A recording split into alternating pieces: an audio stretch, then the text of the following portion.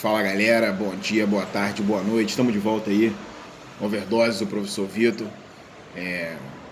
Já vimos história e já vimos geografia, filosofia e sociologia também na semana passada, e agora a gente volta para a semana 2 aqui no segundo ano para falar de geografia dessa vez, ok?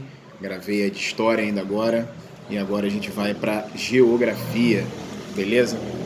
Vocês sabem que a gente está dando continuidade aí ao início do trabalho do professor Eduardo, e a gente já comentou, a gente já falou sobre isso, mas é sempre bom, é sempre importante a gente salientar aqui os conteúdos que nós já vimos em geografia aqui com vocês no segundo ano. Então vamos a eles. Vimos as transformações do espaço mundial, ou seja, transformações urbanas, rurais, ao longo do processo histórico. Vimos também sobre as diferenças, importantes, tema polêmico. Vimos aí as diferenças entre o modelo capitalista e o modelo comunista, quais foram as principais divergências desses dois movimentos ao longo dos anos e principalmente como que elas afetam a formação das sociedades no mundo moderno, no mundo contemporâneo. E claro, sem deixar de abordar também as polêmicas envolvendo aí questões relacionadas ao capitalismo e ao comunismo no Brasil atual, beleza? Vimos aí na semana passada, já online, né, já no esquema de videoaula, nós vimos aí as mais diferentes fontes de energia que foram utilizadas ao longo da história.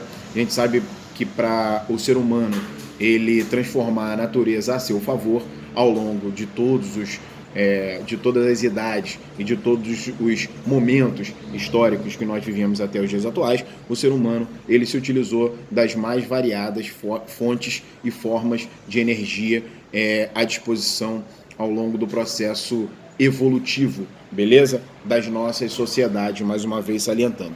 E aí vimos também a Guerra Fria, não sei se vocês vão lembrar, mas nós vimos um pouquinho mais lá para trás o que foi a Guerra Fria, e é exatamente sobre a continuação desse tema que a gente vai falar na aula de hoje, ok? Portanto, a aula de hoje de vocês vai falar sobre o mundo pós-Guerra Fria. Conforme vocês sabem, mas não custa relembrar, a Guerra Fria ela foi basicamente uma divergência ideológica no campo aí das intenções entre as potências, superpotências na época, Estados Unidos e União Soviética, cada qual com a sua linha, cada qual com o seu modelo político, econômico e também, por que não dizer, social.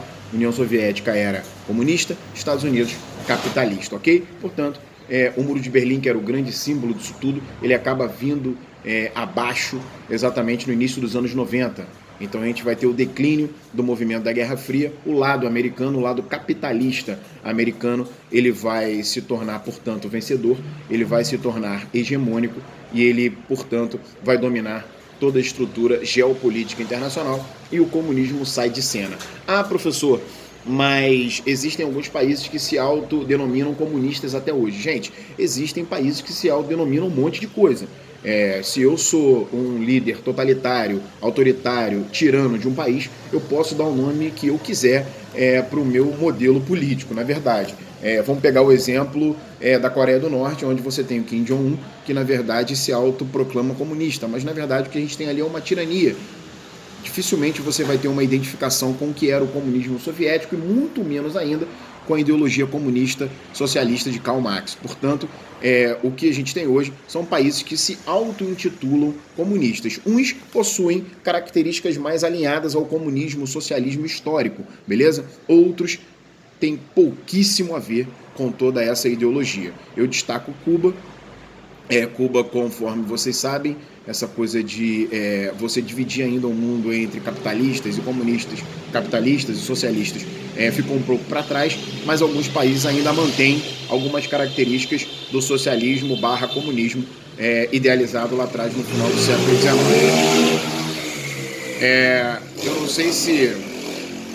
Eu não sei se aconteceu na aula de vocês que eu gravei ainda agora de história, mas eu volto a frisar, desculpa se eu estou sendo repetitivo, eu estou aqui no ambiente externo, portanto aqui no ambiente externo onde eu tenho um pouco mais de sossego para trabalhar, de vez em quando tem um barulho de carro, de moto, vou pedir desculpa aí para vocês em relação a isso, ok? Mas sempre que acontecer isso eu dou uma paradinha e a gente retoma. Portanto, galera, O que nós temos hoje são países que se auto-intitulam comunistas, mas na verdade o que nós temos é uma hegemonia, uma vitória, uma supremacia gigantesca do capitalismo estadunidense,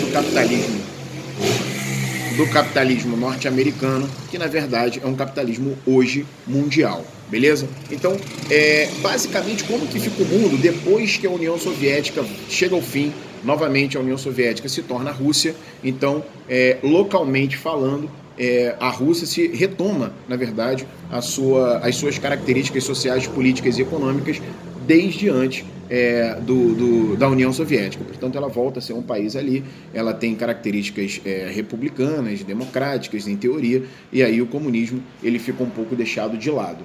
E aí a gente vai ter uma redistribuição dessas forças geopolíticas internacionais. Vocês devem lembrar que durante a Guerra Fria nós tínhamos apenas duas superpotências, Estados Unidos e União Soviética. E agora, com o fim da Guerra Fria, nós temos uma multipolarização. Eu posso citar aí alguns, pelo menos uma dezena de países que têm características, um poderio econômico, influência geopolítica, um poderio militar e também uma influência ideológica de maneira igualitária, bastante equalizada, beleza? Eu posso citar aí, assim, de primeira, eu posso citar para vocês os próprios Estados Unidos, eu posso citar a China, eu posso citar a Alemanha, eu posso citar uma Inglaterra, eu posso citar uma França, eu posso citar um Japão, ou seja, eu posso citar uma série de países que hoje dividem a atenção e os holofotes dentro da geopolítica internacional. Sempre lembrando que essa geopolítica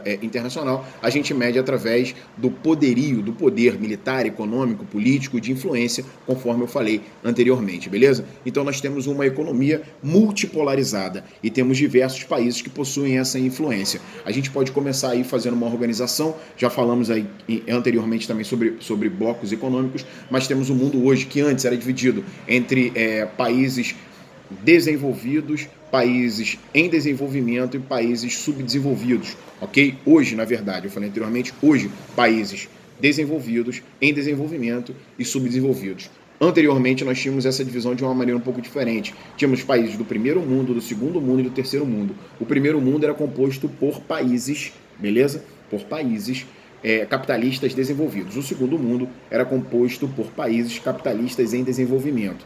Ok? E o terceiro mundo de países comunistas.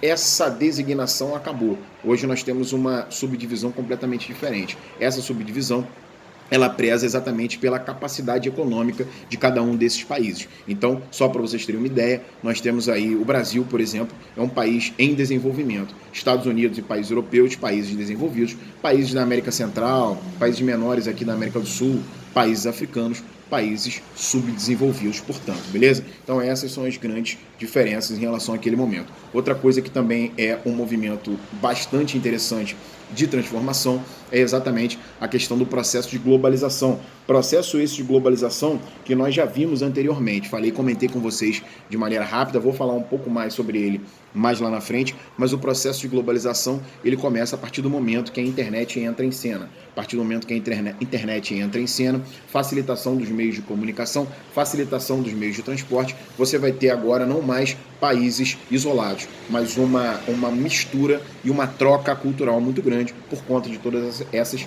facilidades, ok? Portanto, o mundo hoje ele é globalizado e multipolarizado. Essas são as principais características do mundo pós-Guerra Fria, ok? Então, a recomendação de leitura para o segundo ano de Geografia é exatamente esse processo de globalização que a gente vai ver na próxima aula, ok? Então, até a próxima, cuidem-se e até semana que vem.